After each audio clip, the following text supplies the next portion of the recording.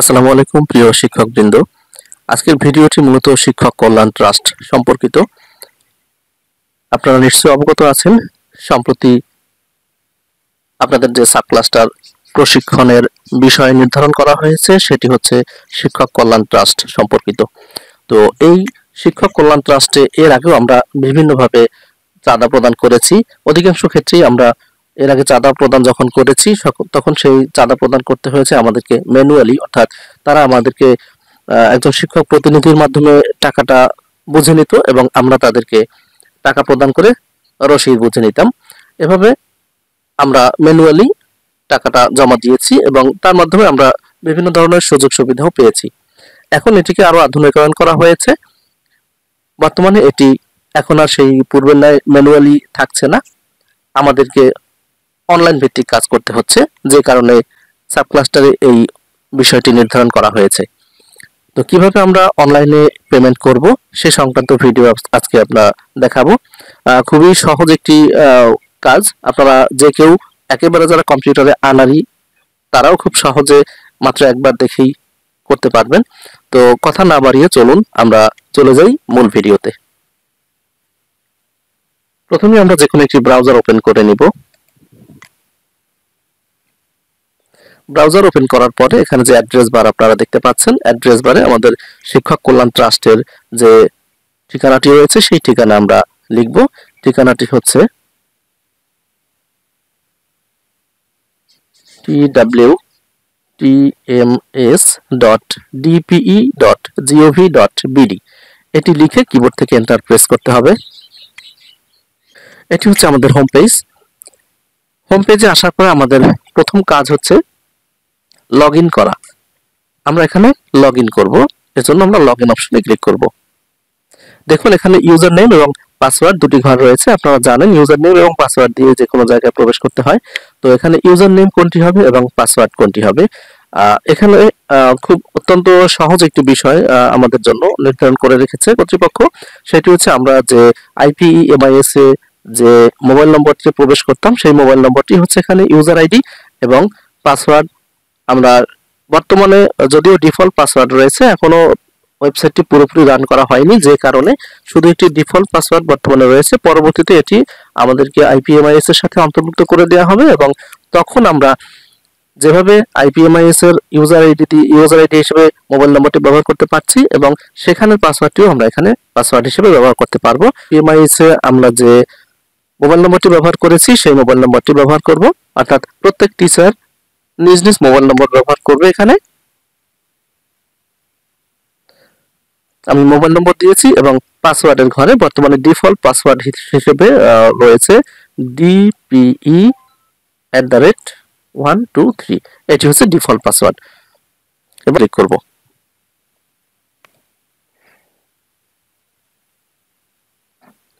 দেখুন চলে এসেছি।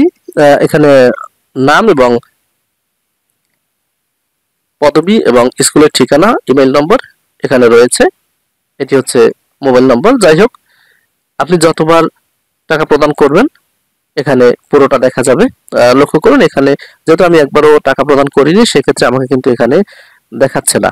যখনই আপনি এখানে টাকা প্রদান করবেন, আর একটি বিষয় বলে রাখি, সেটি হচ্ছে এর আগে আমরা কল্যাণ ট্রাস্টে বার্ষিক চাঁদা প্রদান করতাম মাত্র 20 টাকা। এটি বাড়িয়ে 2023 সাল থেকে করা হয়েছে 200 টাকা, অর্থাৎ প্রতি বছরের জন্য আমাদেরকে 200 টাকা হিসেবে কল্যাণ ট্রাস্টে চাঁদা প্রদান করতে হবে এবং এটি অনলাইনেই প্রদান করতে হবে। এক্ষেত্রে আপনি চাঁদা প্রদান করার পরে আপনি পরবর্তীতে এখান থেকে বিভিন্ন ধরনের সুযোগ সুবিধাও পাবেন, সেটিও আমি আপনাদেরকে দেখাবো আজকের ভিডিওতে।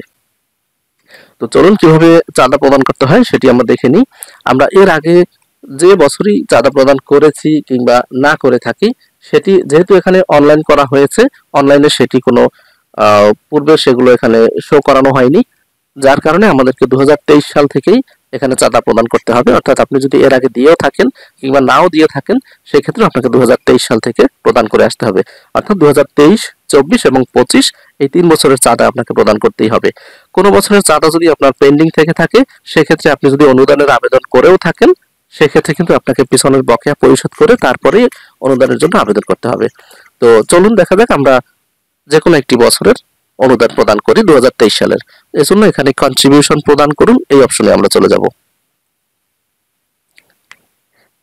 এবার এখানে বছর সিলেক্ট করা রয়েছে, আমরা যদি 23 সালেরটা দিতে চাই সেক্ষেত্রে 2023, অথবা যদি 24 সালেরটা দিতে চাই সেক্ষেত্রে আমরা 2024, এভাবে একে একে 23 যখন দেওয়া হয়ে যাবে আমরা 24 দিতে পারবো।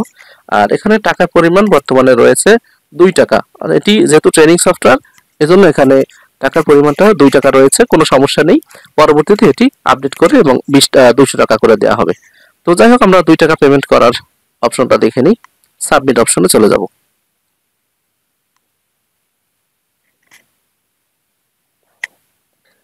এবার এখান থেকে টাকা পেমেন্ট করার জন্য বিভিন্ন অপশন রয়েছে, আপনারা চাইলে মোবাইল ব্যাংকিং থেকে প্রদান করতে পারেন, অথবা কার্ড থেকে প্রদান করতে পারেন, কিংবা ইন্টারনেট ব্যাংকিং থেকে প্রদান করতে পারেন। বিভিন্ন পদ্ধতিতে আপনারা টাকা প্রদান করতে পারবেন। তো যাই হোক, আমি এখানে মোবাইল ব্যাংকিং দিয়ে দেখাচ্ছি। মোবাইল ব্যাংকিং এ চলে যাব। এখান থেকে নগদ, রকেট, বিকাশ, উপায়, সেলপিন, ট্যাপ, অনেকগুলো অপশন রয়েছে, আপনারা যেটি ইচ্ছা সহজে দিতে পারেন। আমরা বিকাশ সিলেক্ট করে নিলাম। দেখুন এখানে বিকাশ এবং 2 টাকা কেটে নেওয়া হবে, 2 টাকা 2 পয়সা। আমরা চাঁদা প্রদান করার জন্য কনফার্ম অপশনে ক্লিক করব।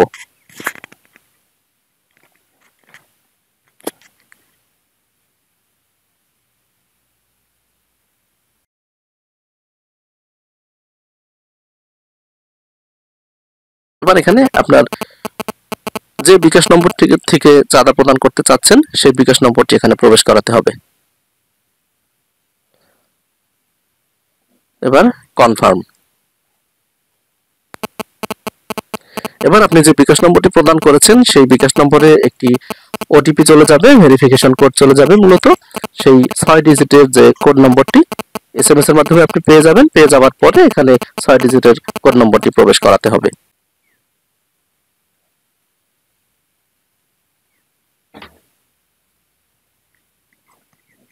এবার কনফার্ম। এবার আপনার বিকাশের পিন নম্বর এখানে প্রবেশ করাতে হবে। আমি প্রবেশ করাচ্ছি, কনফার্ম করে দিচ্ছি আবারও। দেখুন সাকসেসফুলি পেইড হয়ে গিয়েছে। এভাবে আপনি খুব সহজে পেমেন্ট করতে পারেন এবং পেমেন্ট সাকসেসফুল এরকম একটি নোটিফিকেশন পাবেন, এবং এখান থেকে আপনি দেখে নিতে পারবেন আপনার পেইড হয়ে গিয়েছে। এই যে দেখুন 2023 সালের জন্য 2 টাকা স্ট্যাটাস সাকসেস।